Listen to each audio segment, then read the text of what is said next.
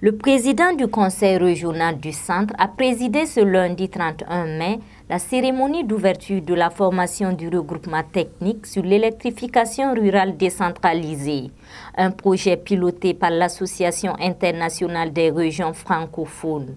Un expert de chaque région bénéficiera de cette formation. C'est une formation centrée sur l'électrification rurale décentralisée.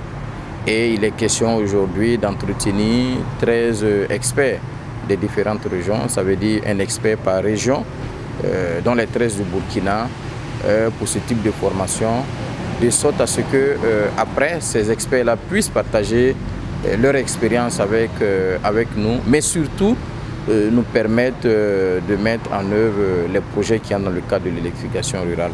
À la fin de cette formation, les apprenants seront outillés sur la maîtrise d'ouvrage d'un projet d'électrification, a laissé entendre le responsable de l'association. Elles auront à se doter techniquement de partenaires qui pourront les accompagner dans la mise en œuvre de ces programmes.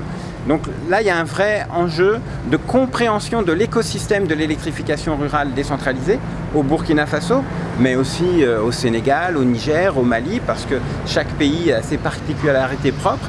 Et lorsque les régions auront bien compris cet écosystème, eh bien, ça sera plus facile pour elles de faire remonter des besoins et de dialoguer avec les agences nationales qui sont responsabilisées par les textes dans cette problématique de l'électrification rurale décentralisée. Pour conclure, le directeur du Fondem précise que ces experts seront à leur tour les interlocuteurs auprès des instances nationales d'électricité. Et qui sont les meilleurs représentants des usagers, que ce soit dans le domaine social, santé, éducation, que ce soit domestique pour les familles, que ce soit économique pour les entrepreneurs, eh bien un bon interlocuteur, c'est la région. Pourquoi ?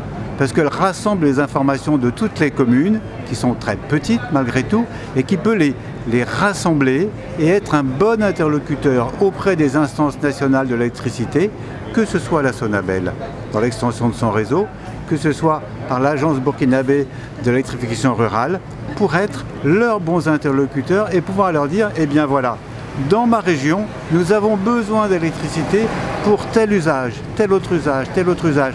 Et il y a des communes qui sont prioritaires par rapport à d'autres parce que l'électricité aura un impact plus important sur la vie des usagers, sur le développement économique. Et c'est ça que nous souhaitons préciser pendant cette semaine auprès des représentants des collectivités territoriales. Tout au long de cette formation de 96 heures, les participants échangeront autour du thème « Les collectivités territoriales sahéliennes francophones, actrices des politiques d'électrification rurale décentralisée ».